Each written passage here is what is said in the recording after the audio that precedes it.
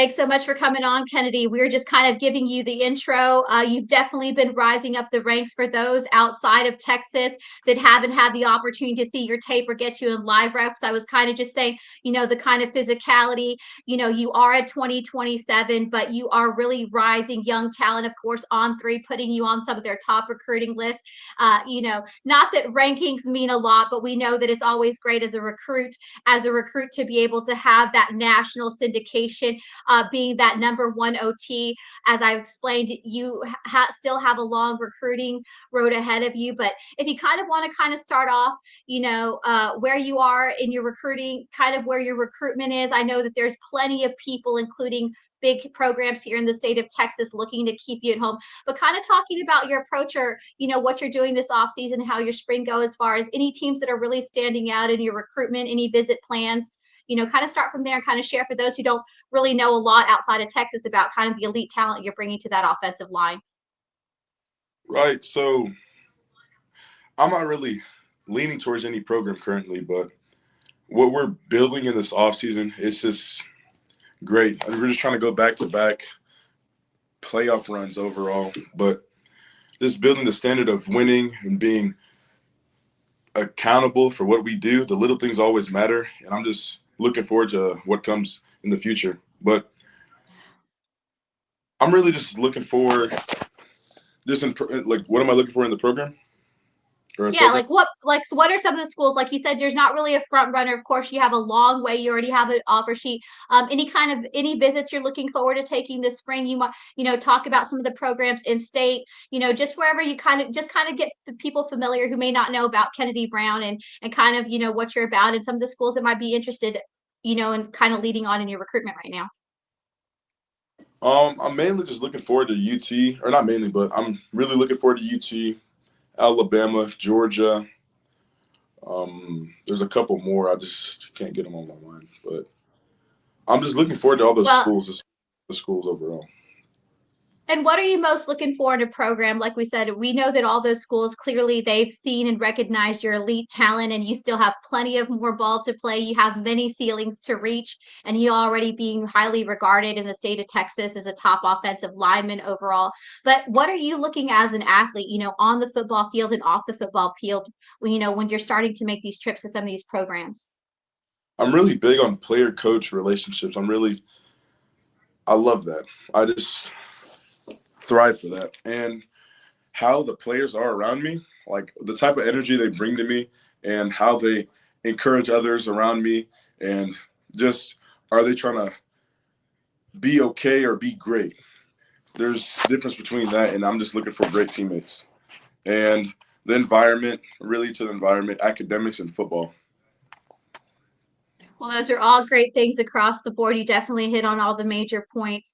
It's a little bit different. When we talk a lot about the off season, there's definitely a lot to get done. I'm sure a lot of your offensive teammates are on that 7-on-7 circuit, but we know for offensive linemen, it's a little bit different. You guys don't necessarily have the opportunity outside, your school programs and, camps and everything. Can you kind of talk about the approach that you take during the off season as far as what you work on or what you've been working on? Like you talk about, you definitely are a team player and you want to help elevate your program, but what personally have you been working on as an offensive lineman, to just kind of up your game, or what's your approach to the off season? Really and truly just working on footwork, because I've had a couple flaws, but I'm just really just trying to work on footwork, and also teaching younger players in my school, like O-line in general. I'm trying to help them out and be great, and really just eliminating all those flaws, just trying to be perfect. You can't be perfect, but you can be great. So that's what I'm just trying to lean towards.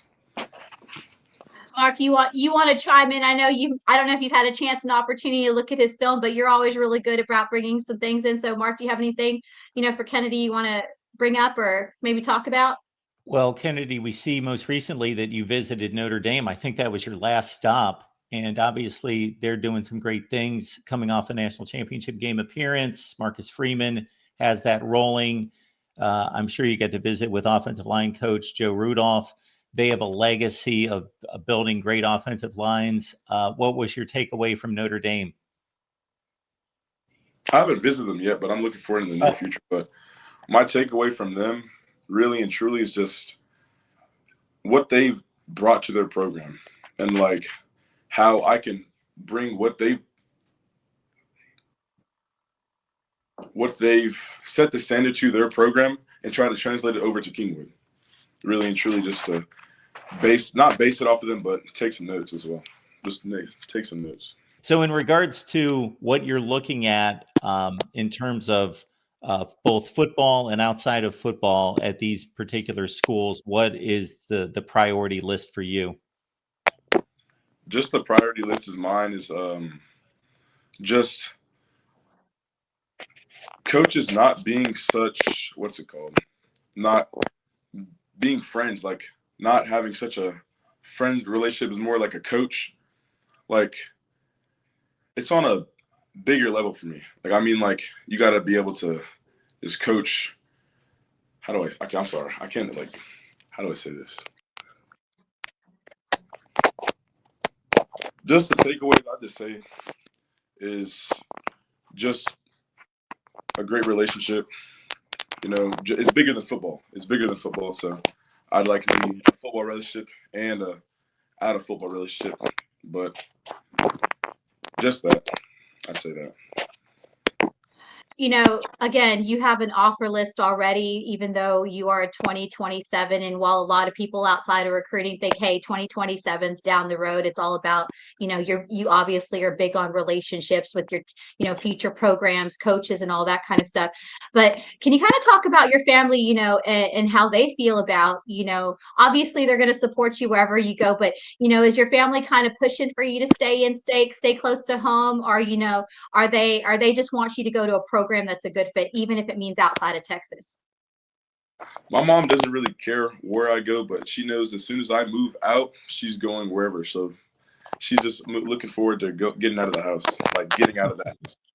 But You got it. Well, you got to love that. Mamas do anything for their little ones. Lord knows I know with my boys and all that kind of stuff. My boys are big fans of a lot of the recruits. And last night we were talking about having you on the show, and my oldest Hatfield, he's like, man, we got to get him, and he put in a blurb at Ole Miss and everything. So no, but he was excited to see you, and he was excited to see. So and what does that mean to you? I mean, you're a young guy yourself, but how does it feel that there's a lot of young kids out there that get to watch you, now in the age of social media with, TikToks and Instagrams and X, Twitter, whatever you call it. What does that mean for you? Like when you go out and play and you see these young kids that come up to you and they know you and they just think this dynamic. I mean, how does that motivate you, when you play on Friday nights and just even in your off season? it feels great, and it really does motivate me just because I know that people are looking up to me, and I'm really an example to the younger, like the youth. I mean, I'm sorry, but like at Riverwood, my middle school, my coaches still talk about me, and then people come to me like, "Oh, are you Kennedy Brown?" I'm like, "Yeah, that's me," and stuff like that. But it just means the most to me, honestly, and it just gives me another boost just to play harder on Fridays. And just closing, we hear so much, and like I said, I could go on and on. I could give a dynamic breakdown just watching your film and getting the opportunity hopefully to watch you in the spring with those live recs. Just what a dynamic player you are, Kennedy. But can you kind of talk about, from your perspective, you clearly are trying to up your game all the time, but what do you think from you as an athlete that is often your most overlooked X factor? We know all the skills that everyone constantly talks about, the chaos you create on your physicality, on the line of scrimmage. But, what do you see as one of your like most overlooked qualities that you think that you really bring that sometimes people don't always notice right away? I just say IQ, honestly. I'd say IQ just because, say,